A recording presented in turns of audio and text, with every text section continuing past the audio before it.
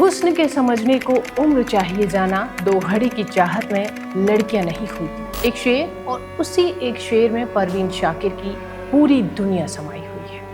मोहब्बत, औरत, खुददारी और एक खामोश बगावत। वो पहली शायराओं में से एक थी जिन्होंने भारत को किसी की महबूबा नहीं बल्कि उसकी अपनी पहचान के साथ लिखा। नमस्कार, मैं हूं निकिता और आप देख रहे हैं हमारा विशेष कार्यक्रम मुसाफिर। कुछ सफर मंजिल तक नहीं, इतिहास तक जाते हैं। आज मुसाफिर में सफर उस शायरा का जिसकी कलम ने उर्दू शायरी का लहजा बदल दिया। इस सफर में मैं अकेला नहीं हूं। साल 1992 पाकिस्तान में सेंट्रल सुपीरियर सर्विसेज यानी कि CSS का इम्तिहान चल रहा था। एक 30 साल की महिला बड़ी तसल्ली से अपने सवाल को हल ही कर रही थी। सब कुछ सामान्य था, लेकिन तभी एक सेक्शन सामने आया। इन मशहूर शख्सियतों पर संक्षिप्त टिप्पणी कीजिए। उसने पहले नाम देखा और कुछ पल के लिए ठिठक गई, क्योंकि कागज पर लिखा हुआ नाम किसी और का नहीं बल्कि उसी लड़की का था जो उस वक्त परीक्षा हॉल में बैठी हुई थी, परवीन शाकिर। जरा सोचिए, कोई इंसान अभी जिंदा हो और उसके बारे में परीक्षा में सवाल पूछा जा रहा हो, तो उस दिन शायद परवीन को भी एहसास हुआ होगा कि वो सिर्फ एक शायरा नहीं थी बल्कि एक दौर बन चुकी है। लेकिन इस मुकाम तक पहुंचने का सफर बिल्कुल भी आसान नहीं था। 24 नवंबर 1992 को कराची में उनका जन्म हुआ। उनके पिता सैयद शाकिर हुसैन बिहार से रोजगार की तलाश में कराची आए। माँ पटना से थी। घर में अदब था, किताबें थीं और अल्फाजों की एक खूबसूरत दुनिया थी। बचपन से ही परवीन बहुत ही संवेदनशील और थोड़ी सी जिद्दी मानी जाती थी। घर के कामों में उनका ज़्यादा मन नहीं लगता था, लेकिन किताबों से उनका रिश्ता दिन ब दिन गहरा होता गया। शायद किसी ने नहीं सोचा होगा कि यही लड़की एक दिन उर्दू शायरी का चेहरा बदल देगी, क्योंकि उस दौर में औरतें शायरी में मौजूद तो थीं, लेकिन ज़्यादातर किसी की महबूबा बनकर। परवीन पहली आवाज़ थी जिन्होंने कहा कि औरत सिर्फ किसी की कहानी का हिस्सा नहीं बल्कि अपनी कहानी भी खुद लिख सकती है, खुद नायिका हो सकती है। स्कूल से कॉलेज और फिर कराची यूनिवर्सिटी तक का सफ़र उन्होंने बड़ी मेहनत से तय किया। अंग्रेज़ी साहित्य में MA किया, लेक्चरर बनी और अखबार में कॉलम लिखना शुरू किया। लेकिन उनका असली रिश्ता हमेशा कलम और कागज़ से रहा। 15 साल की उम्र में उन्हें अपनी पहली बड़ी कामयाबी मिली। एक प्रतियोगिता के लिए उन्होंने गज़ल लिखी और पहला इनाम जीता। फिर उनकी मुलाकात उर्दू के बड़े साहित्यकार अहमद नदीम कासमी से हुई। परवीन उन्हें अपना उस्ताद मानती थी। वो सिर्फ मार्गदर्शक नहीं थे बल्कि एक ऐसे साए की तरह थे जिन्होंने उनके हुनर को पहचान लिया था। फिर आया साल 1976। एक किताब छपी, खुशबू, और देखते ही देखते पूरी दुनिया ने इस नई आवाज़ को महसूस करना शुरू कर दिया, क्योंकि पहली बार किसी लड़की ने मोहब्बत को इतने नर्म, इतने सच्चे और इतने बेबाक अंदाज में लिखा था। और शायद इसीलिए आज भी उनकी अंतिम पंक्तियां लोगों के दिलों में जिंदा हैं। वो तो खुशबू है, हवाओं में बिखर जाएगा, मसला फूल का है, फूल किधर जाएगा। लेकिन जितनी खूबसूरत उनकी शायरी थी उतनी ही मुश्किल उनकी जिंदगी भी थी। कॉलेज के दिनों में उन्हें पहली मोहब्बत हुई, फिर एक सरकारी अफसर से बेइंतहा प्यार हुआ। वो शायद उसी से शादी करना चाहती थी, उसके साथ एक पूरी जिंदगी का ख्वाब देख चुकी थी। लेकिन कभी कभी मोहब्बत दो लोगों के बीच नहीं हारती बल्कि उन दीवारों से हार जाती है जो समाज उनके बीच खड़ी कर देता है। मजहबी और सामाजिक फर्क उनके रास्ते में आ गए। दोनों एक दूसरे को चाहते थे, लेकिन चाहत हमेशा मंजिल तक नहीं पहुंचती। रिश्ता अधूरा रह गया।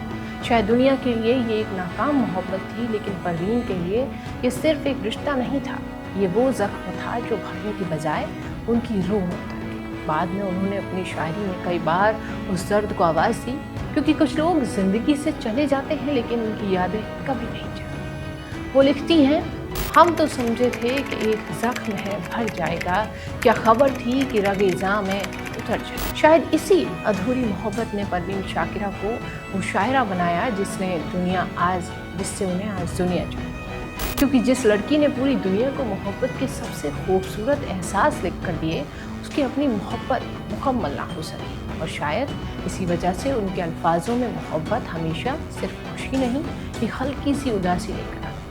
जैसे कोई इंसान मुस्कुरा तो रहा है, लेकिन उसके दिल में कहीं एक दर्द अभी भी जिंदा है। बाद में उनकी शादी डॉक्टर नासिर अली से हुई, लेकिन शादी के बाद मुश्किलें और बढ़ गईं। ससुराल वाले चाहते थे कि वो नौकरी छोड़ दें, घर संभालें और अपनी शायरी को पीछे छोड़ दें। लेकिन परवीन के लिए शायरी कोई शौक़ नहीं था, वो उनकी पहचान थी। धीरे धीरे रिश्ते दूरियों में बदलते गए और बाद में तलाक हो गया। लेकिन तलाक के साथ एक ऐसी शर्त आई जिसने उनकी पूरी ज़िंदगी बदल दी। अगर उन्होंने दोबारा शादी की तो उनके बेटे की परवरिश का अधिकार वो हो सकती है। उन्होंने दूसरी शादी नहीं की, उन्होंने अपने बेटे और अपनी शायरी को ही अपना संसार बना लिया। लेकिन अंदर कहीं एक गहरी तन्हाई जन्म ले चुकी थी, और वही तन्हाई उनके अल्फाजों में उतरी। इतने घने बादल के पीछे कितना तन्हा होगा चांद। परवीन को चांद से एक अजीब सी मोहब्बत थी। उनकी नज़मों में चांद बार बार आता है, लेकिन उनका चांद हमेशा थोड़ा सा उदास होता था, जैसे वो खुद थी। वो सिर्फ मोहब्बत की शायरा नहीं थी, वो समाज से सवाल पूछने वाली शायरा भी थी। उन्होंने औरतों की ख्वाहिशों, उनके दर्द, उनके आत्मसम्मान और उसकी आज़ादी को भी आवाज़ दी। उनकी मशहूर नज़्म तुम मुझको गुड़िया कहते हो आज भी लोगों को सोचने पर मजबूर करती है। तुम मुझको गुड़िया कहते हो, ठीक ही कहते हो, खेलने वाले हाथों को मैं गुड़िया ही लगती। ये उन लाखों औरतों की आवाज़ थी जिन्हें हमेशा किसी की बेटी, किसी की पत्नी या किसी की माँ बनकर देखा गया, लेकिन इंसान बनने का हक नहीं दिया गया। फिर उन्होंने CSS की परीक्षा दी और पूरे पाकिस्तान में दूसरी रैंक हासिल की। वो विदेश सेवा में जाना चाहती थी, लेकिन उस दौर के नियमों ने उनका रास्ता रोक दिया, सिर्फ इसलिए क्योंकि वो एक महिला थी। लेकिन परवीन हार मानने वालों में से नहीं थी। उन्होंने पढ़ाई जारी रखी, सीखना जारी रखा। उन्होंने छात्रवृत्ति हासिल की और वो पढ़ाई के लिए हार्वर्ड भी गई। उनकी पहचान पाकिस्तान से निकलकर भारत तक पहुंच गई।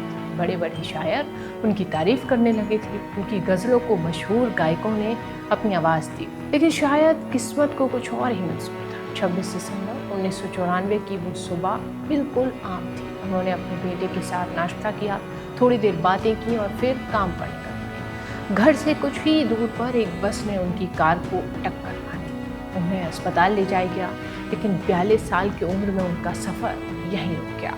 और हैरानी की बात यह है कि वो अक्सर मजाक में ये कहा करती थी कि मैं 42 साल या 40 साल से ज़्यादा नहीं जी, जैसे उन्हें पहले से ही किसी आने वाले सफ़र का अंदाज़ा हो।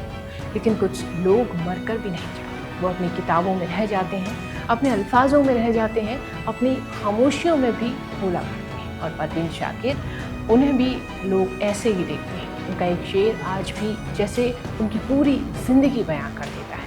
कुछ तो तेरे मौसम ही मुझे रास्त कमाए और कुछ मेरी मिट्टी में बगावत भी बहुत थी। और शायद यही परवीन शाकिर की सबसे बड़ी पहचान थी।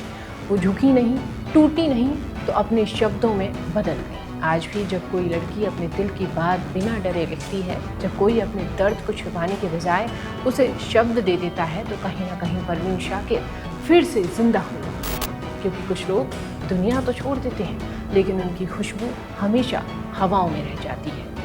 देखते रहिए खबर एक्सपर्ट, मेरे यानी निकिता के साथ।